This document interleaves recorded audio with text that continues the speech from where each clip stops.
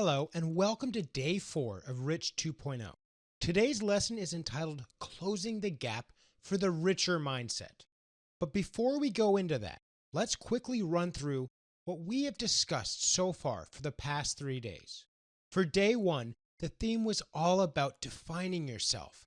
Your first step to financial freedom is accepting and acknowledging the choices you have in life with respect to everyone and everything. You possess a power, and don't ever forget it. The power I am talking about is the power of choice. You always have options. Do not ever enter into a negotiation with a lack of choices. Most of all, don't let people manipulate you into thinking you don't have a choice. Essentially, you have two options in life. Either you become rich and live life as you deserve it, or you save all the money you earned right to the last coin, and then find that life passed you by in the end. In the former option, you have even more sub-options. You can work for yourself or have others work for you. You can also work when you want to, or to do the minimum amount of work for the maximum effort. You are as powerful as you believe yourself to be. Take your life in your hands and use that power you possess to shape your choices into opportunities. And at the same time, we looked at two important aspects in wealth creation: time and patience. As the saying goes, time and tide waits for no man. The rich know that opportunities don't just come by. They are to be created, and they must be created starting now. Although I say that the time is to act is now, don't expect things to happen overnight. Things do take their time to bloom, and interrupting the process will only change the course of things. Patience might be bitter, but its fruits are definitely some of the finest. But at the same time, do not let other people exploit your patience as a weakness. We also introduced the term the new rich in Day 1. The new rich are people who finally realize that being rich is not just about earning money and money and money.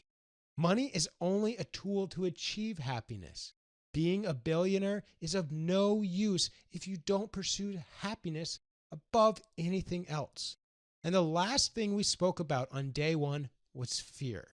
Now, all of us have fears in life. Fears that hold us back. Fears that cloud our judgment and push us to avoid setbacks instead of facing the problems arising from taking action. But you have to realize that not acting is a bigger failure than facing a setback later on. Above all, remember that being fearless is not about not having fears, but having the courage to face your fears. So be fearless and train yourself to venture outside of your comfort zone. Face failures with courage. Be strong. Learn your lessons and move on. Now, more or less recap what transpired on Day 1, define yourself. With Day 2, forming your money blueprint, we spoke about conditioning our minds. It is time to accept that whatever we have learned about money thus far in our life has been a complete lie. It is time to delete what we know and program our minds to earn and learn about money. A completely fresh mindset is imperative. Remember, just earning $1 million is of no use unless your financial blueprint is set to rich. We have a perfect example in front of us. Statistically speaking, 85% of the people who win $1 million lotteries become broke within a year or two. Their blueprints are set to poor, and that is the state that they will end up in without even trying too hard. We discussed the 3 types of influences which have an impact on your blueprint. They are the verbal programming, modeling, and specific incidents. Now, on Day 3, we spoke about how the rich think as opposed to the poor. The rich don't blame others for their problems. They take control of their lives and solve their problems themselves. The rich believe in being street smart rather than classroom education, and street smartness comes only through experience. One must pursue experiencing more things in life rather than just reading about it. Aim to add value to this world and to humanity. Don't just aim for a comfortable retirement. Aim at the sky and reach the treetop. Aiming at retirement will only leave you poor and miserable. The rich are excellent receivers. They believe that they are deserving of what they are getting. They believe that they should get more. They have high self-confidence and have no qualms about taking what they believe is rightfully theirs. Now, in comparison, the people of the poor and middle class are what I would call poor receivers. They do not feel like they deserve money and wealth. They feel unworthy. They don't think that they should get it. No one can tell you whether you deserve it or not. You have to believe that you do deserve it. There's no such thing as unworthiness. So let's dispel it from our mind and believe that we do deserve it. Now, I want you to feel like you're rich. Feel like you're deserving of everything that comes your way. If someone compliments you, thank them. If someone says thank you to you, wish them a good day. Celebrate a financial windfall like you've never celebrated before, because you deserve it. The rich take action despite their fears because they want to succeed.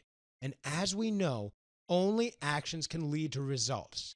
The poor usually let fear stop them in their tracks. They are always afraid of the uncertainty. The first step that takes you into thinking how rich people think is to actually know how and what they are thinking. Rich people certainly think completely differently from what the middle class and poor think. And it's not just one or two issues. It is almost every other issue that you could think of, whether it is money, the next opportunity, or whether it is simply themselves. So stop all your negative thinking so that you can instead focus on how the rich folk think. Rational selfishness is very important if one is to achieve success. Do not go around being all selfless when you yourself are not financially free. Now, but at the same time, do not confuse selfishness with greed. Selfishness is all about caring for yourself, about grooming that self-confidence within you to achieve your highest goals. Finally, we spoke about how the rich and the poor view problems. Now, for the rich, every problem is an opportunity to create solutions and add value to change a circumstance. And for the poor, a problem is an obstacle that forever stops them in their path. They believe that there's no way to get out of it, even if there are immense possibilities to overcome the problem. They tend to shy back as soon as the problem emerges. Don't let problems impede your journey. Face them, embrace them. Most importantly, solve them. Remember, problem solving is also a type of experience, and it also makes you a bit smarter. And do you know why? Because it teaches you exactly what not to do in the future, which naturally gives you an ounce of intelligence more than you had before. Of course, this also means that you need to learn from your mistakes so that you don't make them again. If you consistently err in a similar way, then you have learned nothing and you will end up in the same or worse predicament than before. All right, now let's move into today's material. Day 4 theme is closing the gap for the richer mindset. Today's module is an extension of Day 3, and we will be covering more aspects on this rich mindset with more elaborations and examples. First, we are going to cover two concepts, of which we introduced one just now: receiver. Basically, people can be categorized into two groups of receivers, the excellent ones and the poor ones. Why is this important? Well, this is the number one reason why people don't reach their full potential and don't succeed. Certain people don't like to receive. They feel like they are not worthy of receiving wealth or money. They cannot even visualize money or wealth. And this group of people is usually the poor ones, or that of the middle class. Then it is obvious the identity of the people who are excellent receivers. Well, of course, the rich. The rich possess the power of imagination. We have already seen what imagination is and how it affects our subconscious. Our imagination always controls the strings to our willpower. I mean, we've always heard that if someone has the will to do something, he will achieve it. But that will only happen when our imagination and will are aligned in the same direction. So having a will to do something is of no use unless we imagine that we can do it. If the two forces are in the opposite, our imagination will always trump over your will. The power of imagination or visualization is a very, very, very important aspect of making money. It is this visualization which will create an innovative product or service, which will then make us a lot of money. I can't stress this enough on the power of visualization. It's the sum up of creativity, isn't it? And it is what turns a good idea into a great one. The rich view visualization as a tool to achieve almost anything they wish for. They truly believe that what they can imagine, they will achieve. How else can a person at the age of 35 own one of the largest solar energy companies in the world and one of the best electric car companies around? And if that wasn't enough, this person also privately owned a space corporation and has launched multiple rocket launches into space. Now, at the young age of 40, Elon Musk concluded that creating a self-sustaining housing project on Mars is entirely possible. Now, Elon Musk plans on building a sixth mode of transport called a Hyperloop that will bring down the time and cost of travel to something we have never witnessed before. This is really amazing stuff. You agree? That's really something that none of us could have imagined, could we? I personally view Elon Musk as the epitome of what imagination can achieve. He found real-life problems that were present in the fields that he loved, and today he is the industry leader in all of them. It's definitely worth following his life history. At the end of today's session, I want you to do a little research on him so that you can see for yourself what he has managed to achieve and what he has managed to create within such a short span of time. I promise you that you won't be disappointed. In fact, just the opposite. I believe that you will be truly inspired. Perhaps one of you out there will become the next Elon Musk. I believe it, and so should you. While the rich and successful do use visualization to realize their ideas, another important characteristic that they possess is to influence the imaginations of the people who work for them, to get people to do what they want them to do. The rich visualize, but they make others visualize too. That's how they get richer. That's how they are able to achieve the stars of success. Wouldn't you want to be exactly like that? To have the power of imagination to influence others? Teamwork cannot succeed unless the entire team has a common goal. The rich ensure their entire company has a common objective by influencing their visualizations to align and create a common work blueprint. A perfect and sometimes publicly glorified example of this is Steve Jobs. Now, we all know who Steve Jobs is, right? There probably isn't a person alive who hasn't heard of Steve Jobs in some way or another. An early Apple employee, Bud Tribble, coined Steve Jobs as possessing a reality distortion field. Although this term is originally from the television show Star Trek, where some aliens create entire planets from their sheer imagination, our very own Steve wasn't far behind. How do you think he managed to create such a revolutionary empire? Now, before Steve Jobs, could you even begin to imagine what a tablet was, or a smartphone, or an iPad? The list is endless, and so was his imagination. It's hard to even reach a portion of the depth he managed to achieve with his imagination. This term, reality distortion field, was coined to describe Jobs' ability to bend reality around him and his influence on his employees. Once Steve Jobs has a mental image of what he wanted, he had the power to persuade his employees to achieve virtually anything to suit his blueprint. He possessed a confounding melange of a magnetic oratorical style, an unconquerable will, and an uncanny capability to make any fact suit what his mind thinks. His will was strong and his imagination even stronger. He made his mental image become a reality through sheer spirit and resolve. Now, Andy Hertzfeld was of the original Apple Macintosh team during the 1980s. In the early stages of developing the software, there was a tight deadline of shipping within 10 months. Andy Hertzfeld was absolutely flabbergasted at the deadline and exclaimed to Bud Tribble that it was crazy to even think that they could pull it off. Bud Tribble then replied to Andy, in his presence, reality is malleable. He can convince anyone of practically anything. It wears off when he's not around, but it makes it hard to have realistic schedules. Now, if Steve Jobs failed to coax a person with one type of argument, he would promptly move on to something else in order to get his way. In many instances, he would throw a person off balance by immediately accepting contrary viewpoint as his without giving due credit to the other person or without any acknowledgement that he ever held a different position to begin with.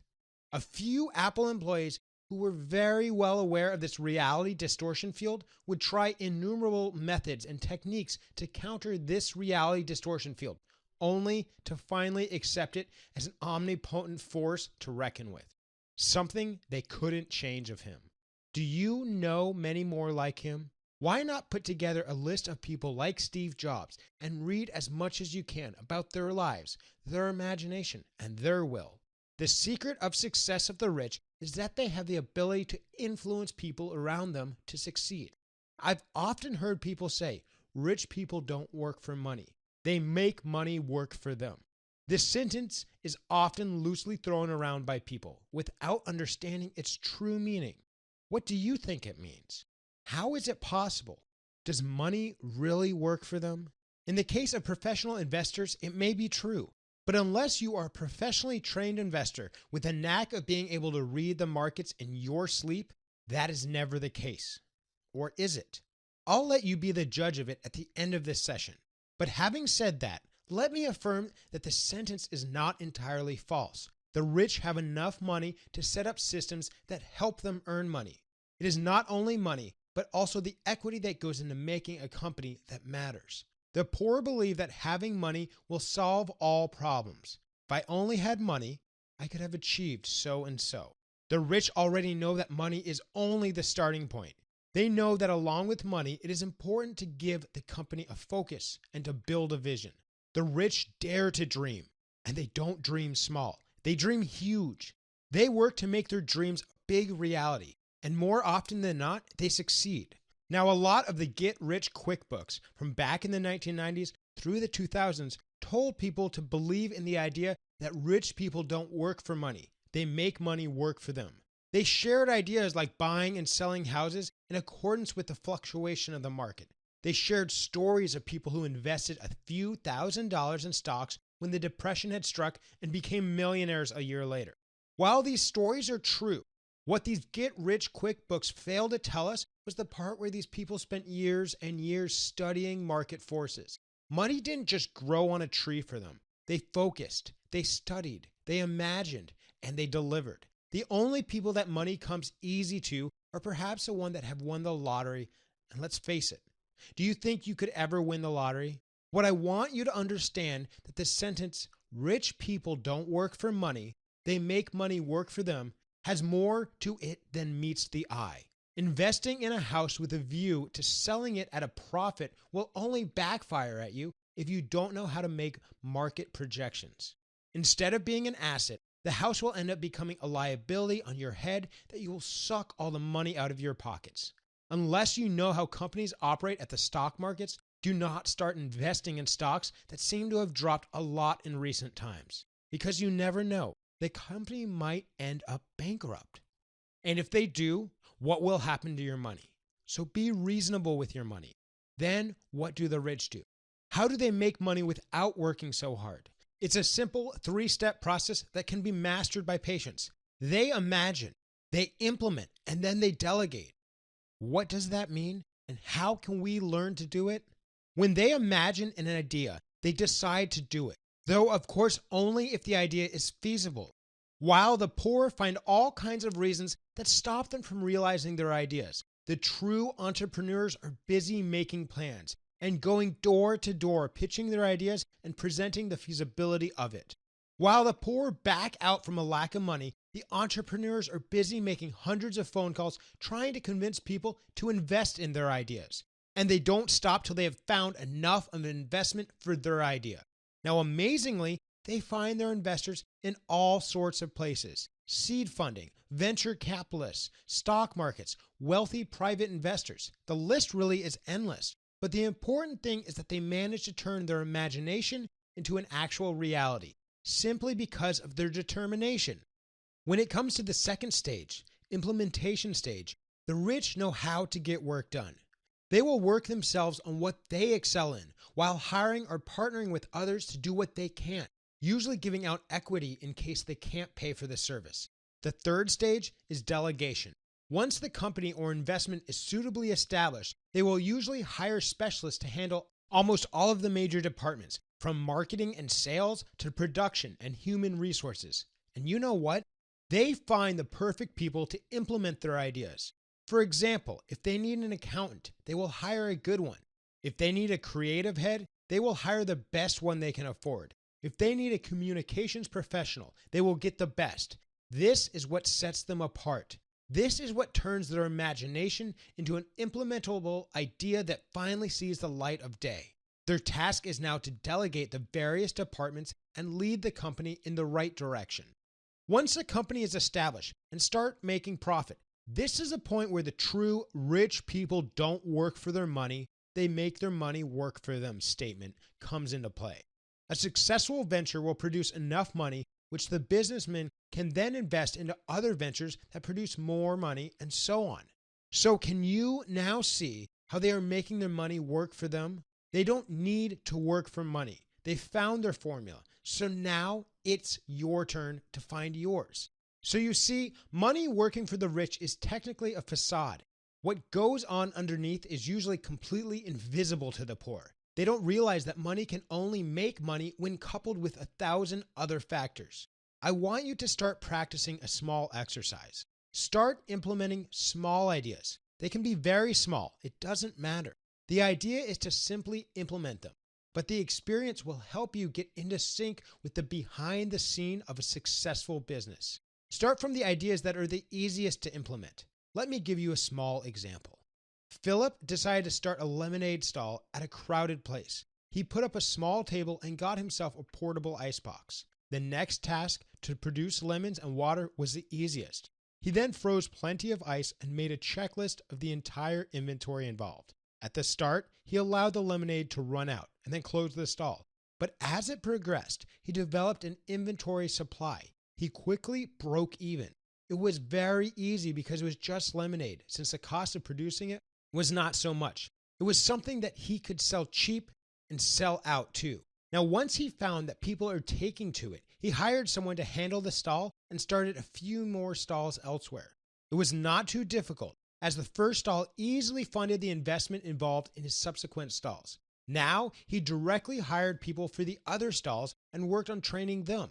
Once they were all trained, Philip allowed them to run the stalls by themselves and start delegating the work. Philip also started marketing the stalls. He created flyers and discount coupons. He went online and used social media to expand his stall's presence. He placed marketing brochures on community bulletin boards. He talked to people. He discussed ideas with other entrepreneurs. He created various themes for his business every week and made it fun for the people who bought his products. He found that he did very well and so started on other aspects, such as including simple food like biscuits, cookies, and the like.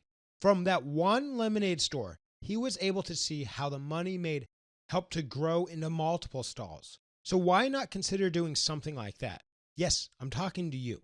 Give yourself hands-on experience on how money operates in a business. Think creatively. Think innovatively. Think imaginatively. The world is your oyster. It is in your hands. You have the power to do what you want with it.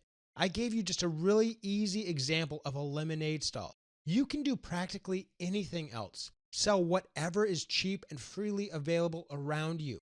Use your imagination. Let it flow. But at the same time, make sure the market is not too saturated for the product. You have the power to take up anything, but make sure that you're being rational in your decision. It won't do you any good to set up a snack bar near a large diner, especially when you have limited items. So be creative. And remember that the reason behind doing this is not particularly earning. If you manage to make a good buck out of it, then there is absolutely nothing like it. But don't think of that as your aim. Look at it as Business 101. This is your own course that will teach you how to do business and how to solve the various problems that arise. It will teach you not only to deal with money, but also dispel the many myths about doing business that you have been taught growing up. You will realize hands-on that money does not simply create money out of thin air. You will start looking at the world through the eyes of a businessman. And when you start to do that, you'll notice how quickly your thinking starts to change. How everything that seemed right to you before no longer seems so right anymore. Once you have enough experience doing so, move on to your bigger business plan, the plans that you had initially conceived. You never know. Maybe a few local rich folk will come to fund you due to your initial success. There is always opportunity, so do well to always keep that in mind.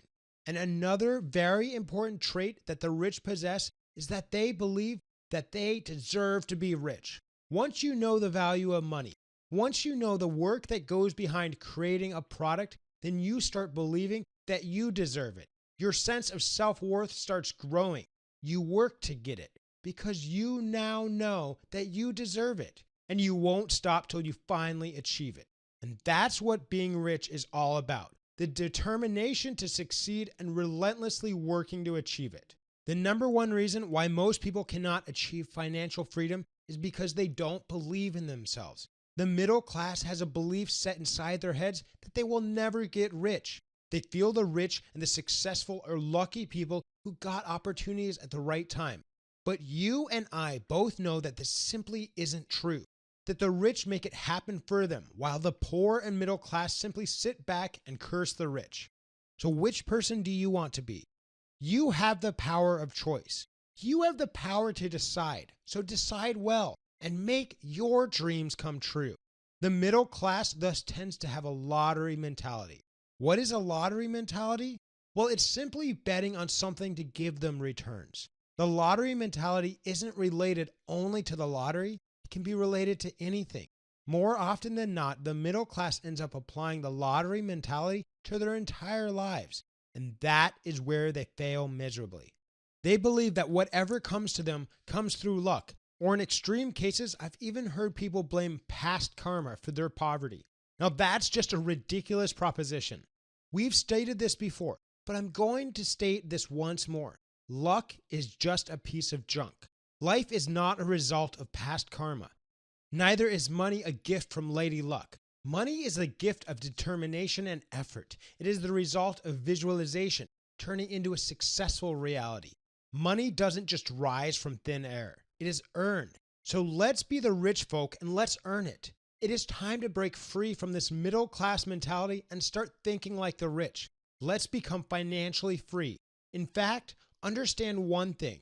Understand that only you visualize that you deserve to be rich. Then you will be rich. Unless your subconscious is trained to such an extent that your mind starts identifying business opportunities everywhere you go, you will never become a millionaire. Before we move on to the last topic of the day, let us do some exercises now. We created quite a few exercises to keep you occupied. First up, let's do an exercise on self-worth. Self-worth ties in very closely with the mindset of the rich and poor. If you have a high level of self-worth, chances are that you would be welcome and embrace your wealth more easily and effectively than others. So go get ready, get your pen and paper, and let's go. The first thing you will do is set aside 10% of your income every week starting today. Yes, 10% of your income. So do the math and be clear to the amount of 10%. Next, at the end of each week, take that money and spend it on yourself. Yes, just yourself. Pamper yourself. Make yourself feel awesome.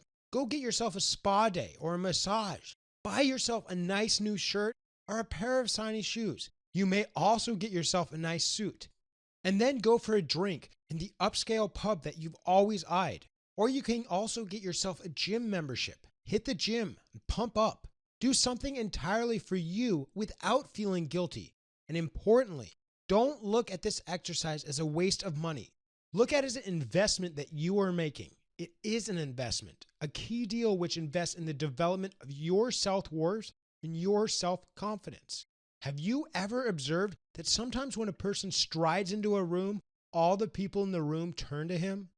What is this phenomenon? Is it because he is super rich or because he is too good looking? Up to a certain extent, maybe. But the primary reason behind this is that his feeling of self-worth and self-confidence is so high that he exudes that same aura to everyone else in the room. It can be seen in every aspect of the person, how he carries himself around, the way he dresses, the way he walks, the way he talks, the way he transfers his sense of confidence onto others.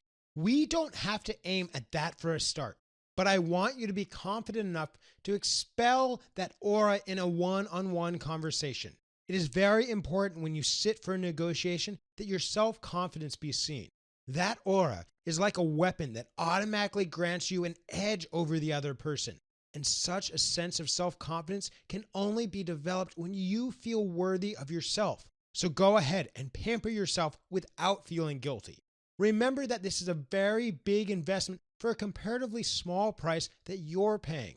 Now, the next part of this exercise is also a means to develop self-confidence. For the next step, I would like you to start solving real-life problems. Start small. Let your imagination flow.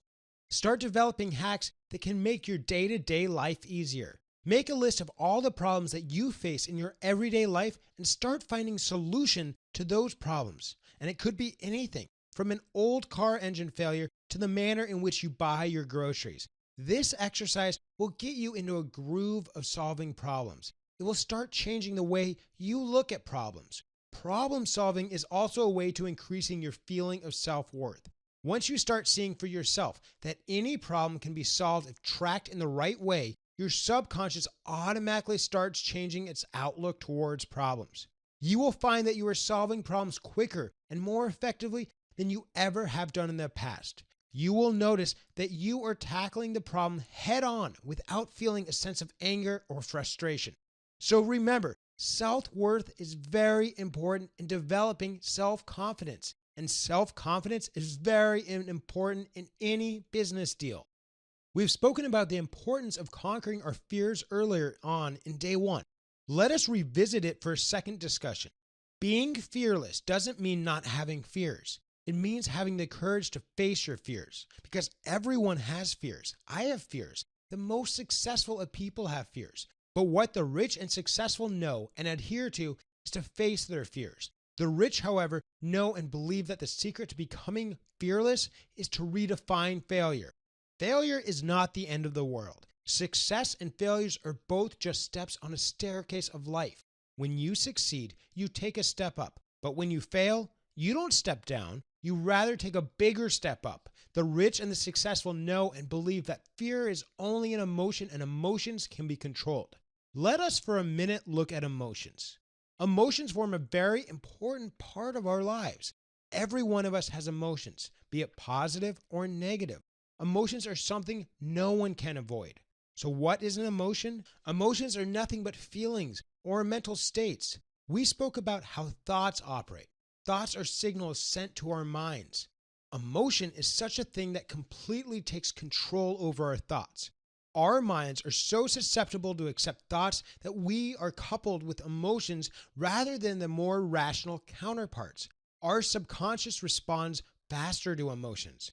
And it is because of this that people usually end up not being able to change their ways to better their lives. Their emotions rule over every rational thought that enters their mind. They wouldn't want to hurt their family by taking unnecessary risks, would they? So what do we do about it? Should we get rid of these emotions? Well, I don't think so. Without emotions, we never be able to enjoy our lives. Emotions are what complete us. Emotions are what give us a sense of fulfillment. We sure don't want to lose the power to emote. Then what do we do? Let us understand first that there are two main kinds of emotions, positive and negative. The positive emotions involve those of desire, love, hope, and faith. The negative emotions involve hatred, fear, anger, jealousy. The key to controlling your emotions is to have the positive emotions wash out the negative ones. It is not the absence of emotions what makes a person successful, but the domination of the positive emotions over the negative ones that help us conquer our thoughts. And one more thing to note is that positive and negative emotions cannot occupy our minds at the same time. One of them will always dominate. So again, we have come down to a choice here. You have a choice as to allow one or the other to dominate. So choose wisely and make it a routine to allow positive emotions to rule over the negative ones. And how do we do this? Like we discussed before, through the method of verbal programming. You must consciously allow the positive emotions in and rule over the negative ones. Slowly develop your subconscious into believing in the power of positive emotions. Tell yourself that the only positive emotions will help you enjoy life. The negative emotions will only lead you into misery. So let's try something here. Picture a heap of money in your hands. Now allow each of the positive emotions to flow over you one by one. Visualize joy. Visualize gratitude. Visualize hope. Visualize faith. Visualize pride. Visualize inspiration. Visualize love. And visualize desire. Feel each emotion revolve around the heap and be linked with wealth. Visualize each emotion equating to wealth, that they are all as one. Allow these thoughts to enter your mind. Let the desire and faith for wealth take hold of your mind. Visualize them washing away your fearful mindset and replacing it with positive emotions and thoughts of the rich. All right, one more thing. Let us continue with the last section of this topic. So another trait of the rich, which always paves the way to their success and wealth, is that they consider their learning and education is a lifelong process. We've already spoken about how the rich view the entire world as their teacher, whereas on the other hand, the middle class have a tendency to focus more on formal education. Having a college degree does not guarantee you entire knowledge on a subject. It also does not guarantee practical knowledge. The only way to win the world is to become street smart. Becoming street smart is a very tricky process. Not only in that does it come with a lot of experience, but also because it needs to be consistently oiled. The world is changing every single day.